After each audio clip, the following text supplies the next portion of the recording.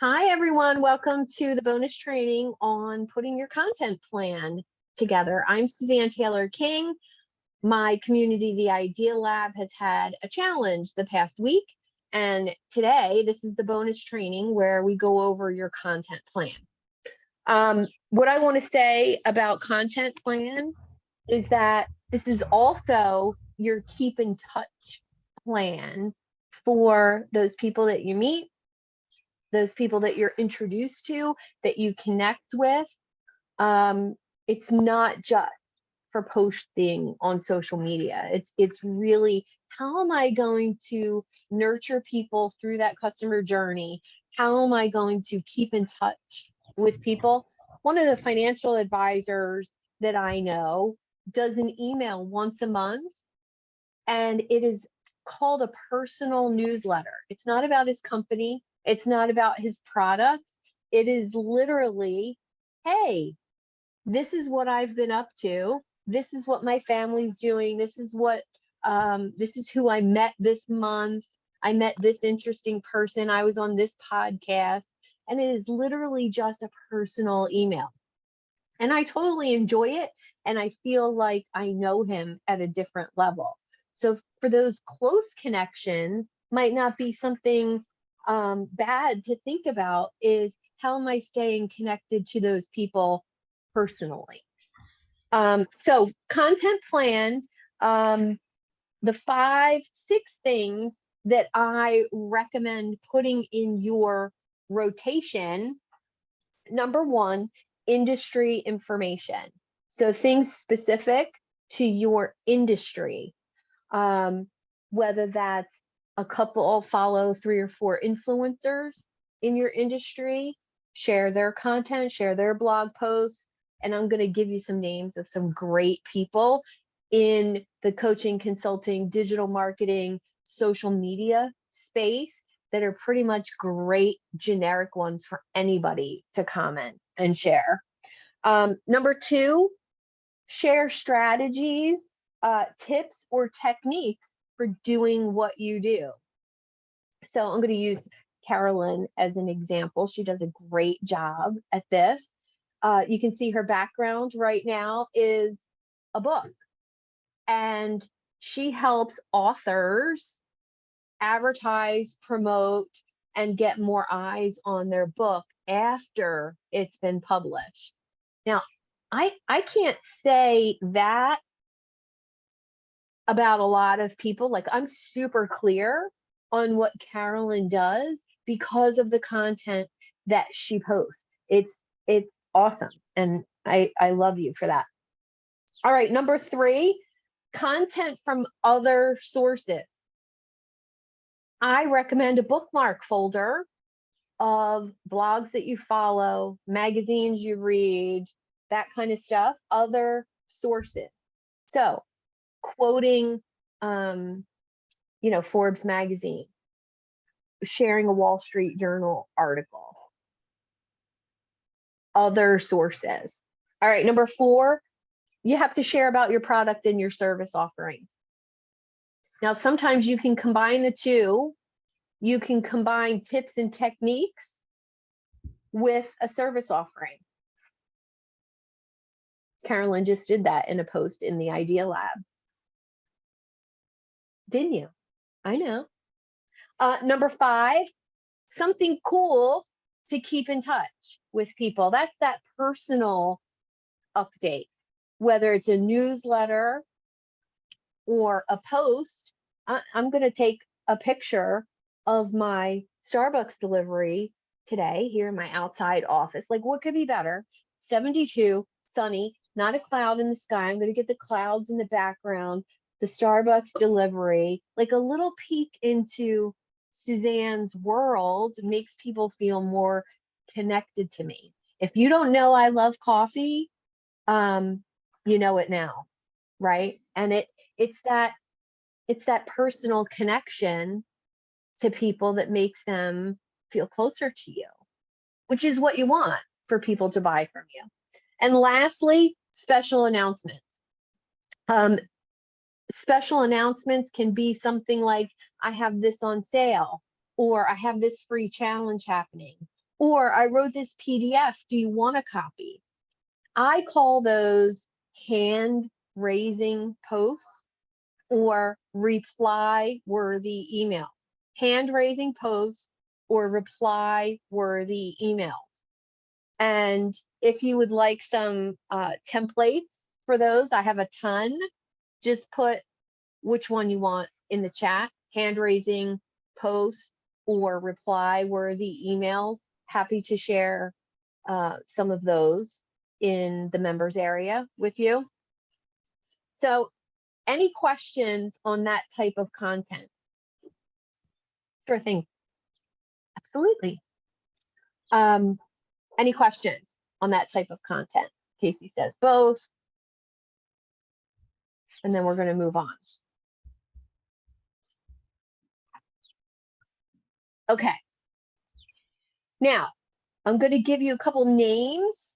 And I'm going to say one thing about sharing other people's content. For years, I shared every friend that I had. I shared their events. I shared their content constantly, more than I wrote my own content, more than I shared about my own product. And here's what happens when you do that too much. People get confused about what you do.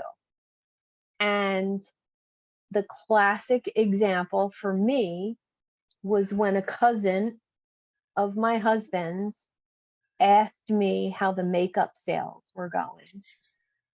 And I was like, makeup sales? What are you talking about? Oh, well, I see you doing these videos on social media. I never listened to them. And then I saw a post where you were sharing about a makeup party. And I was like, crap. So they saw videos from me, never listened to them, saw that I had makeup on in the videos, and then saw a post about makeup and thought I sold makeup. And it was a whole conversation I had to have in order to educate her on what I actually do. And it was from that moment forward, I decided I'm not sharing anybody else's stuff unless it's from this standpoint of intention. So here's my rules for sharing other people's stuff. It has to be somebody who I am referral partners with. So they share my stuff, I share their stuff. It also has to be something that is complementary to what I do, not opposite of what I do. So it has to have something to do with coaching, consulting, business, entrepreneurship, my content pillars. Otherwise, I don't share it. If it's valuable to my audience and I don't offer it, even better. And so here's the names of the people I recommend for awesome content, no matter who your ideal client is. If you're on social media and you want to share someone else's stuff, I can guarantee that Duct Tape Marketing will have some great content about marketing. Bob Berg and his Go Giver books, great content about networking and being a giver. Scott Stratton, and don't worry, I'll share all these names with you. Don't feel like you have to scribble. Scott Stratton shares about unmarketing tactics. So if you don't want to seem spammy or markety, he's your guy. And then Steph Godin is awesome. Tons of people follow him. Marcus Buckingham, Jay Baer, B-A-E-R, other great content. And then depending on your industry, follow those influencers on LinkedIn, if that's your platform of choice. Find a couple people who have 20,000, 50,000, 100,000 followers and see what they're talking about. Somebody who does exactly what you do at that next level. So who do I do that for? Tony Robbins, Brendan Bouchard, Mel Robbins. They're coaches who coach on some of the similar topics that I do, but they have millions of followers. So I see what they're talking about and base some of my conversations on the same thing. And I'm going to share this quote with you that I wrote down. There's certain people you're meant to serve and others you're not. If you can help other professionals attract business through you, you're creating more abundance for everyone involved, keeping you top of mind with those people that you're looking to attract. And it's definitely a longer game than thinking, I'm going to go on social media today and I'm going to message somebody and I'm going to get a client and they're going to Venmo me the money. It's not that. It's definitely a longer game than that. Okay. Next step. I want you to look at the best kind of content for you in your business to keep in touch with your ideal client. Come up with 3 content pillars and let's brainstorm a little bit. Let's get to the interactive part of what I love so much. Based on your personal interests and your business, and your ideal client's struggle. What are some of those content ideas that immediately pop into your head?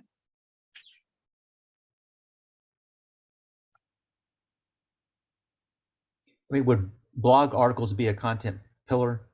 Mm-hmm. Okay. But I would think topic wise. Okay.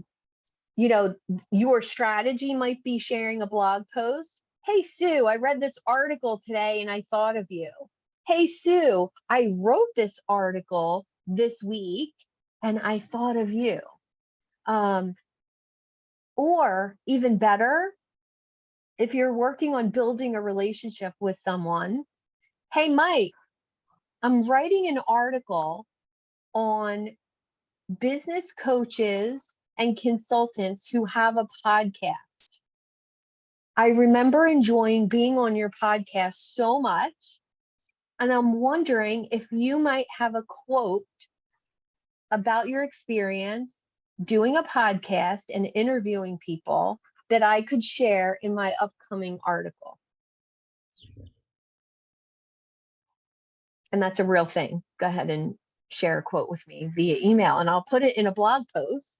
Now, what happens when you do stuff like that?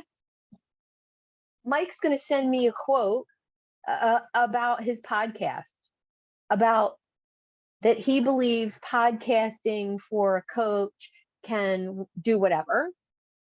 I'm going to incorporate it into a blog post that I share on LinkedIn.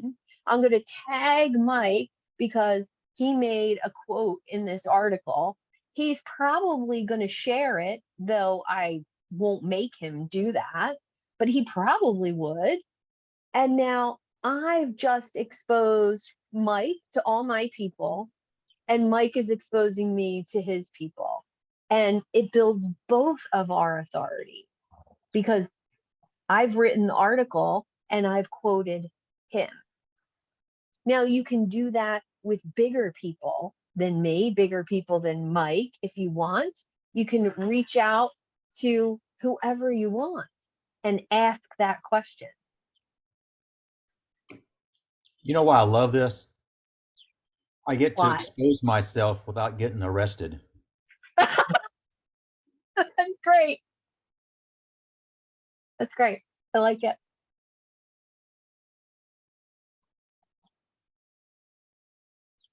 I like it. Okay. Any ideas for your content pillars for this?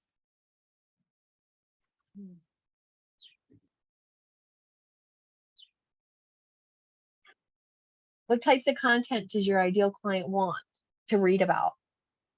If you don't know, it's time to do some research. Okay, now newsletters. Let's talk about that for a second. There's email newsletters, and there's also LinkedIn newsletter that you can have people subscribe to. The cool part about a LinkedIn newsletter, when you invite your followers or your connections to subscribe to that, 7 out of 10 times they do. And then they're seeing if the content is worth staying. And it's an extra chance to be top of mind to those connections. Now, no other social media platform has that feature, which is kind of interesting, right? So if you write a newsletter for LinkedIn, as soon as you write it, it gets emailed to everybody that's a subscriber. And the open rates for LinkedIn emails are very high. LinkedIn notification emails, they can be turned off, but most people don't turn them off. So how you can use those newsletters on LinkedIn, you can build your own email list, because you invite people within that newsletter to subscribe to something else or buy something else or schedule a time with you or join your community. 2, you can sell products and services in that newsletter. You can have something on sale at the bottom. You can also create marketing campaigns within the newsletter.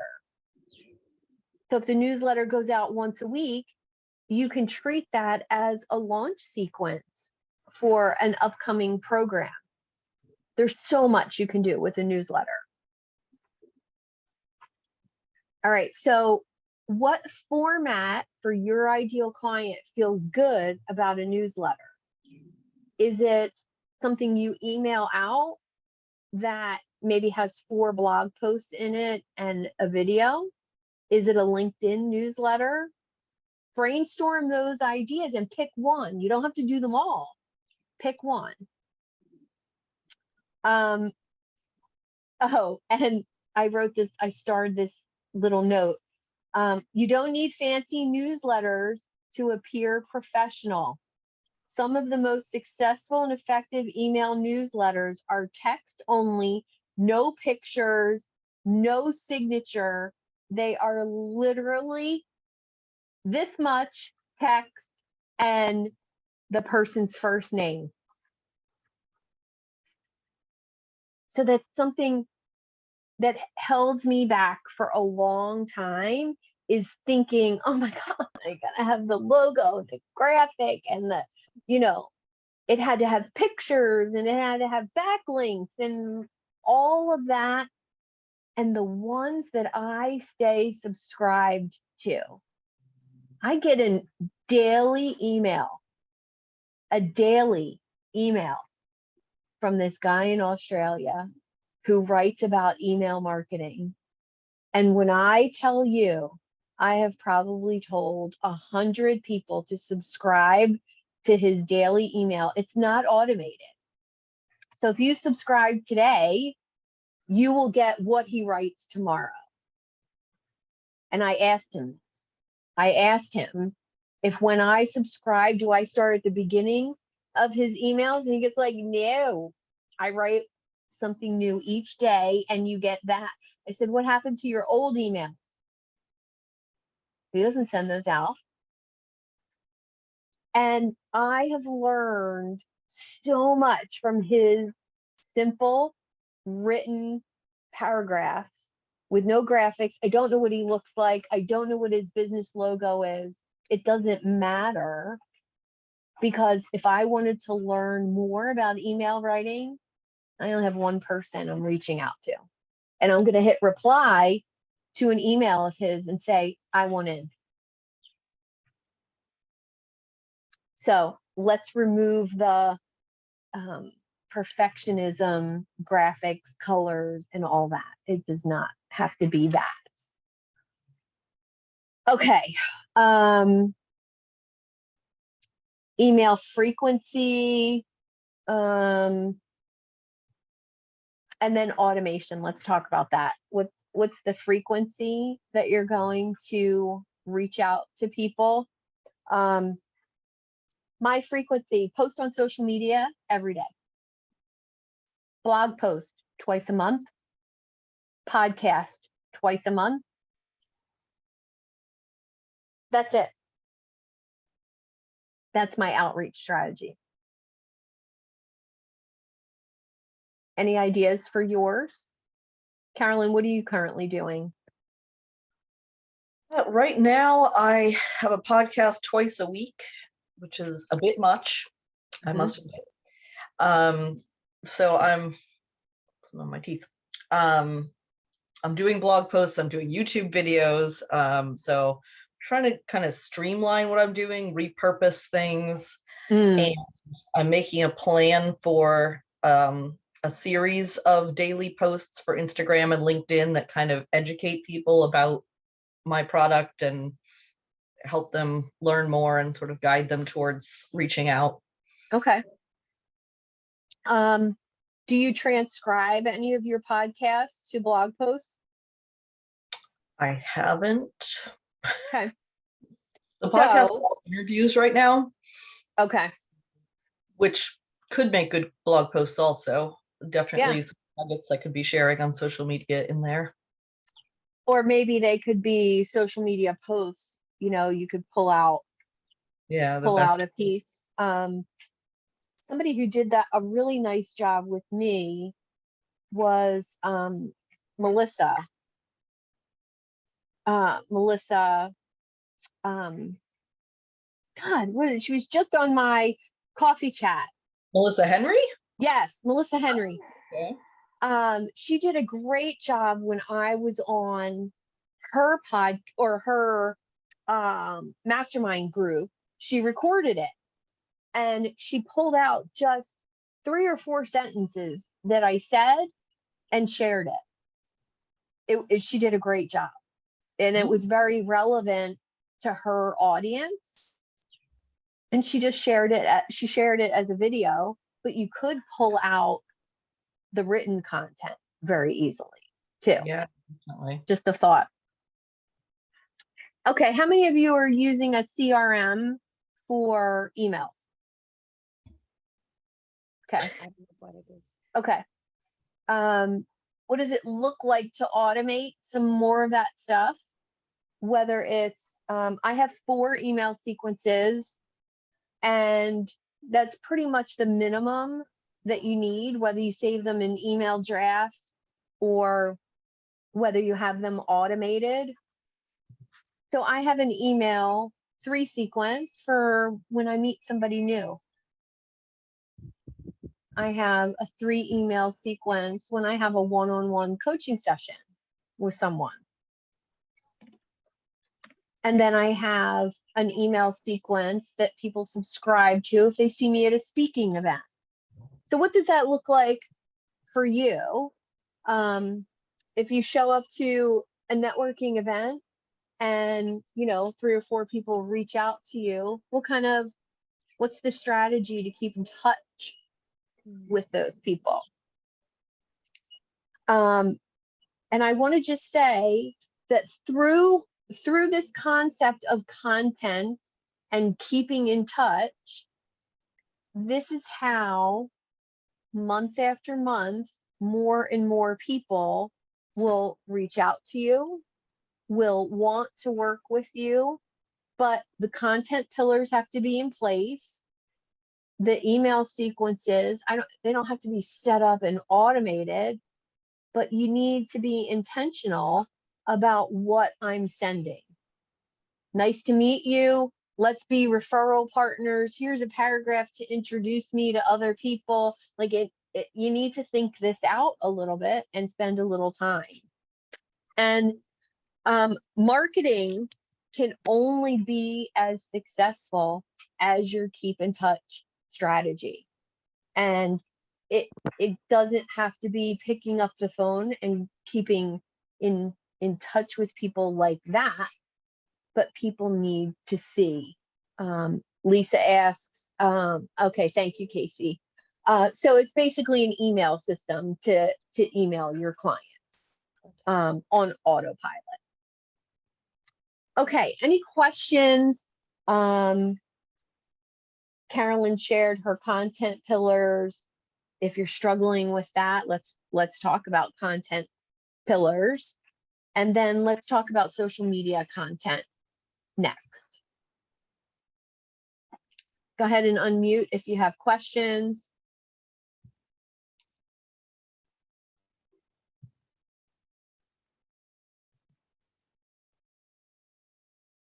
No? So Carolyn's content pillars are more like bullet points. I guess I was thinking more like topics. I am Like- open to feedback and Like, no, I'm not saying you're wrong or right. I'm just saying it's different than what I was thinking. Okay. I was thinking more like, in our world, we do cash flow or saving on taxes or business entity structures. Mhm. Those are the things, those are the topics that we typically talk on. Okay. And they're great. Let's think about your ideal client and what keeps them up at 3 o'clock in the morning. What is keeping them like, oh crap, how am I going to figure out, how am I going to balance my books for my business? How am I going to have enough money for taxes? Like, think about those questions that your ideal client is asking. Right. And ask them. And Carolyn, I think yours are great, but you could also frame it from the standpoint of that 3 a.m. question. What's keeping your client up at night is, Yeah. oh shit, I spent $3,000 getting my book edited and published, and I'm sitting with 100 copies in my office, and I don't know how to sell it. It's not selling. Bless you. Thank you. I don't know how to sell it. I don't know how to get more eyes on it. So wording your content like your ideal client words their struggle.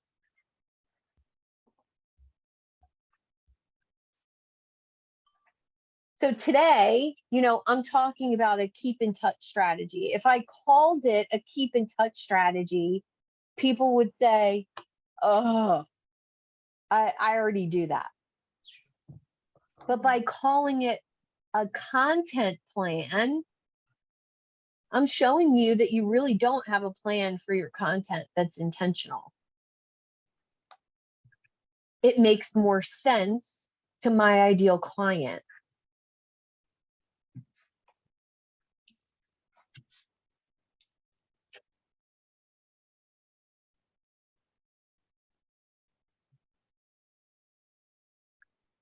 Suzanne, that line that you just gave us is powerful. What I wrote down was word content like my client words their struggles. Mhm. That is powerful. It's made a huge difference for me.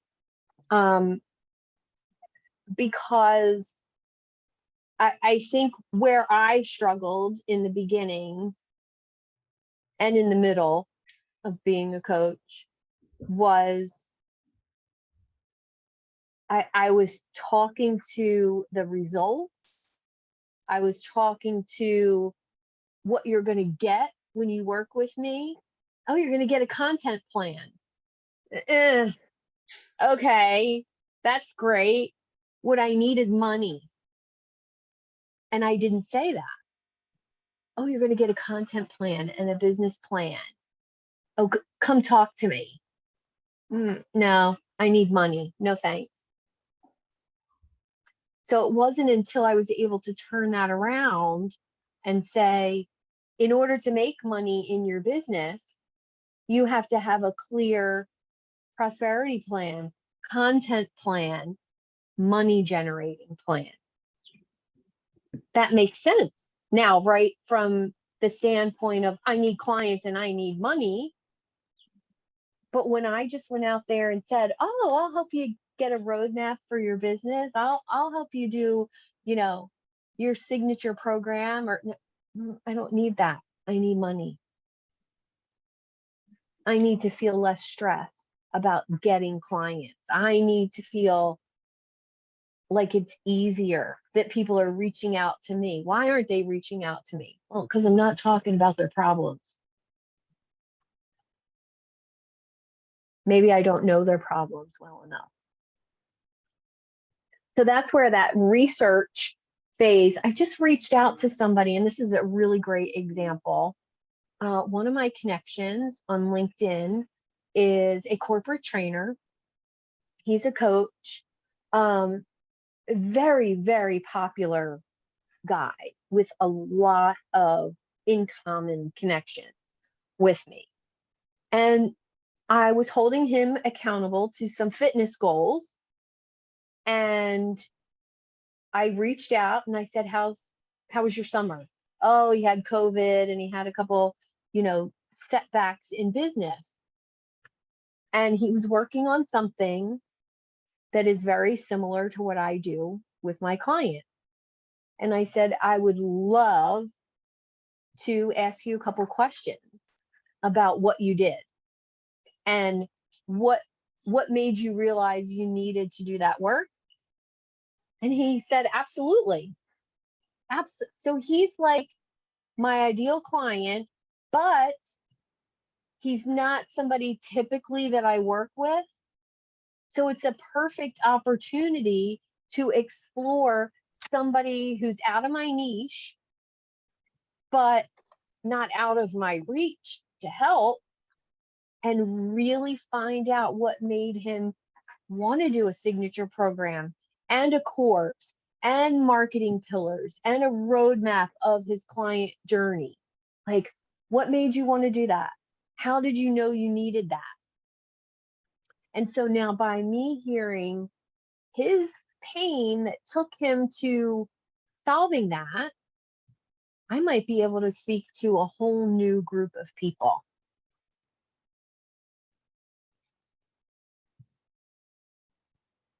So don't be afraid to ask those people for some market research, for a conversation. I reached out to a book author who I admired. His name is Ethan Beute, Beute. He wrote one of the best books I've ever read on communication. And it was a combination of communicating with your ideal client, marketing communication, interpersonal communication, and the style of the book was interviews with people of all different industries on their communication style, method, content. Incredible. So I got 10 chapters, 10 different people, how they keep in touch, how they communicate. And I wrote to them on LinkedIn and I said, one of the best books I've ever read on building rapport, communication, staying in touch with people. Thank you, thank you, thank you.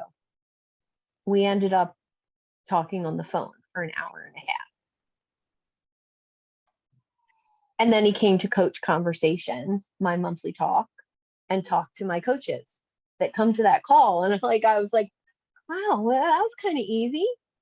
That was easy to build a relationship with somebody based on that authentic connection. Like, I was really interested in what he was writing about, and he was really receptive to that. All right, I said a lot today. What are your thoughts, questions, and then I'll give you some homework.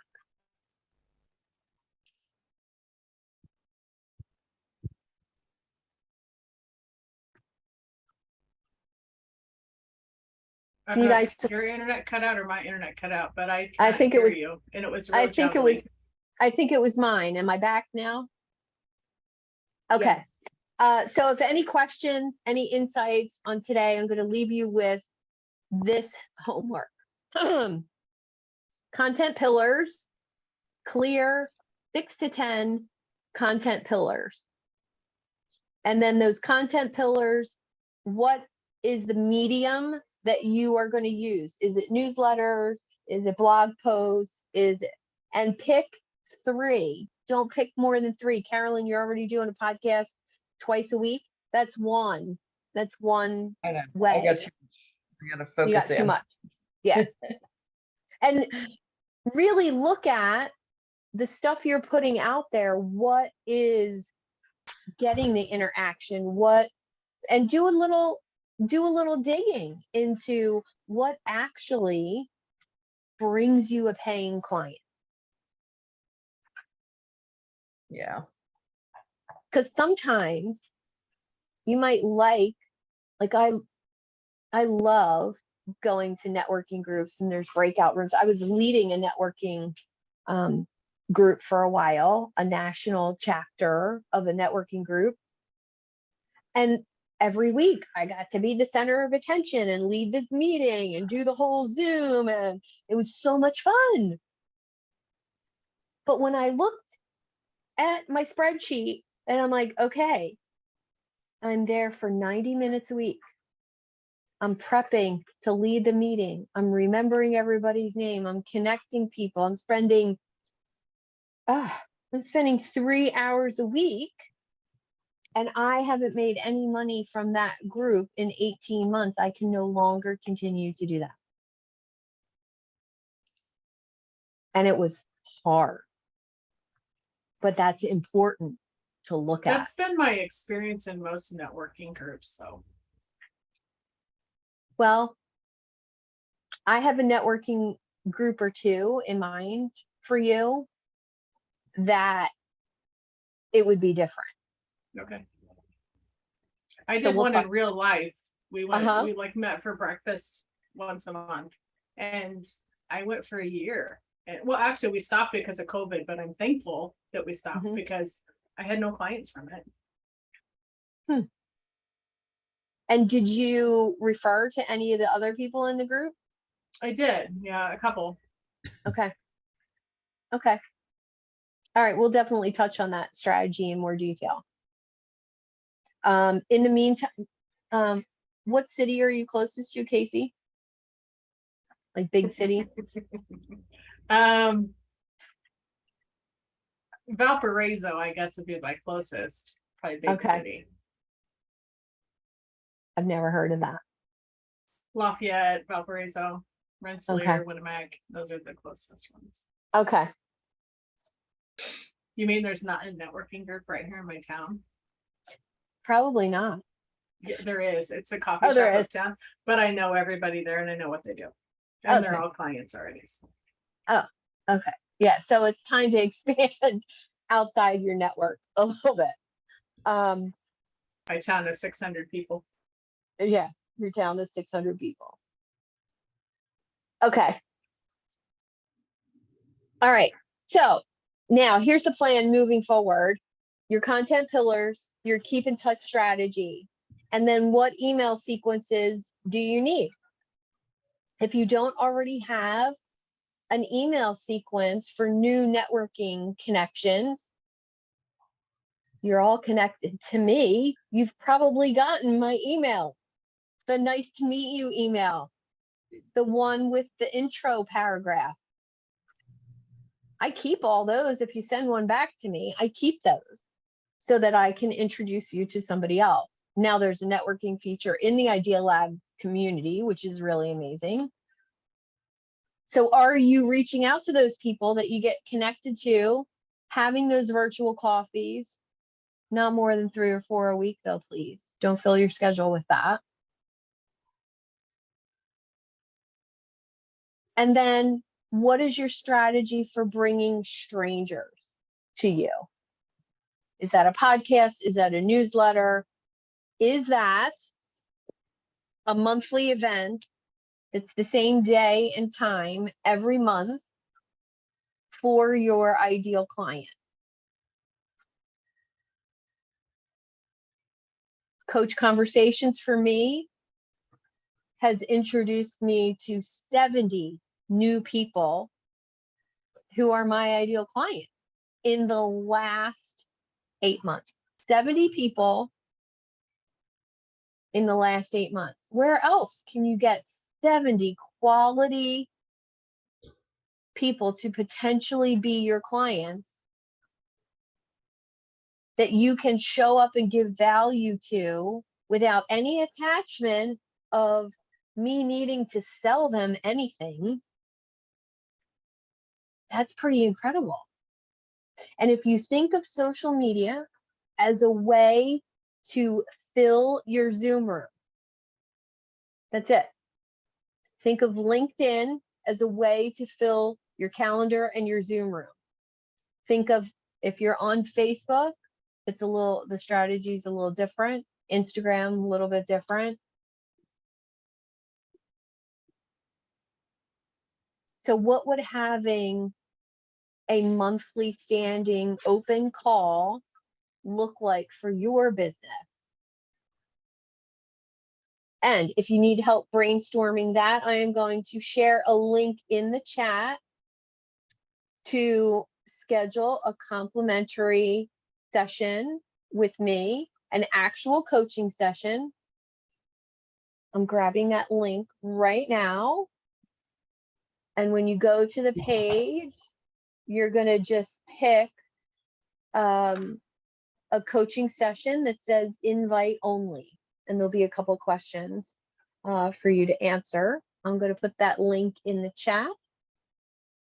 And then if you'd like to discuss doing this every week with me, there's 3 different options in working together. There's my $97 a month accountability group. There's my mastermind group that is $497 a month, and you get some one-on-one time with that every month. And then there's my one-on-one coaching. And if you are interested in talking about that, we can do that on your session that you schedule. And yes, Casey, just text me and we'll set up the time. Okay, I'm going to hit stop record.